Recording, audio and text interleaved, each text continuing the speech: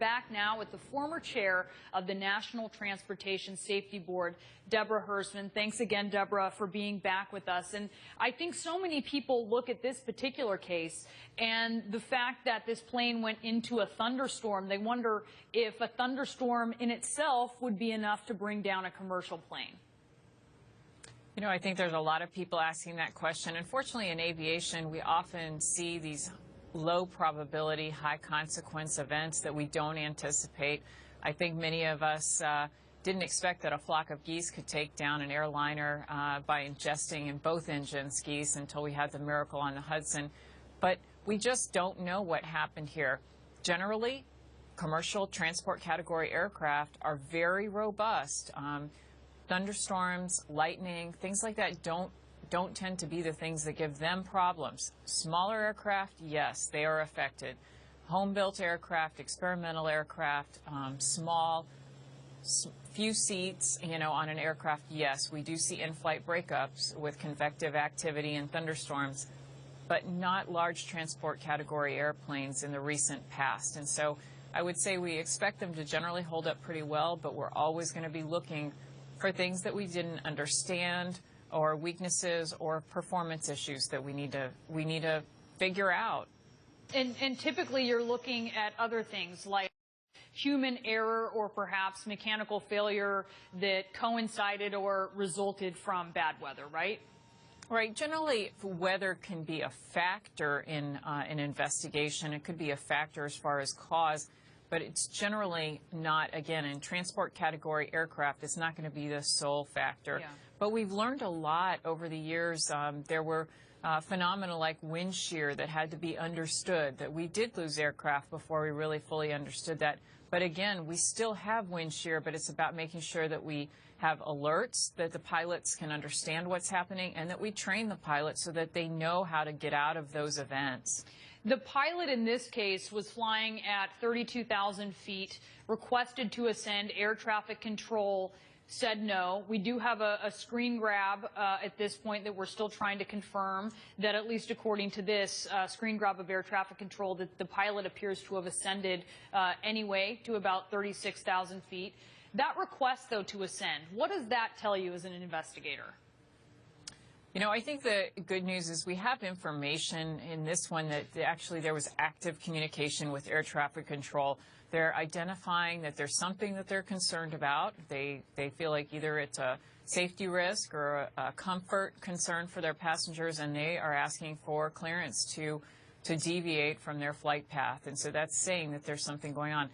You want to take that in context, look at all of the radar data, at the information, understand what the other aircraft in that area are doing. It is not unusual for a pilot to ask for clearance to get around weather. We all know that there are times when we fly, pilots will be working to get around weather or around turbulence so that we can have a smoother flight. And it really is up to air traffic control to keep the aircraft separated while they're in flight. That's their job, and so that's why the pilot ask them for clearance. Just this year, Deborah, we've seen 3 Malaysian flights. This is AirAsia, but it's headquartered in Malaysia. They've gone missing or they have crashed. The flight over Ukraine, traveling over a war zone, MH370 still missing. Is this all just a coincidence, or is there something to this? No, I think it's a very unfortunate series of events affecting carriers from a certain part of the world. We still don't know what happened to 370, and certainly the shooting down of the aircraft over the Ukraine, that was being in the wrong place at the wrong time, certainly for that airline. And this one, I think we don't know what has happened yet. But it does point to the incredible growth that we're seeing in this part of the world with respect to traffic, with respect to the number of aircraft that are flying, and the demand that is being placed in this part of the world for resources, whether it's crewing the aircraft with pilots or having mechanics. There is a lot going on, and as we've seen in this one, we have a pilot from another country who is in the co-pilot seat here. So there's definitely a demand. There's a rise in traffic and a huge growth. They're in the top 5 in the world as far as capacity and growth. Do you see perhaps because of that growth in capacity that perhaps Malaysia is taking risks that they should not be taking, that airlines there are taking risks? You know, I will say that this particular airline, AirAsia, had a good safety record compared to other air carriers in the region. There are carriers that are blacklisted by the EU, by the European Union. There are bilateral relationships between the U.S. and other countries. And so whether there's a concern over the carrier or concern over the country's oversight capabilities, those issues do tend to get dealt with. But I will say that fast growth is a cause for concern. You've got to pay attention. You're bringing a lot of new capacity into the environment. You're bringing a lot of potentially new pilots into a fleet. You might be bringing or introducing new aircraft types into a fleet. And so just as we pay attention to a carrier when there's contraction or they file for bankruptcy, it's just as important to pay attention to carriers during times of great expansion, because that also places strain on operations.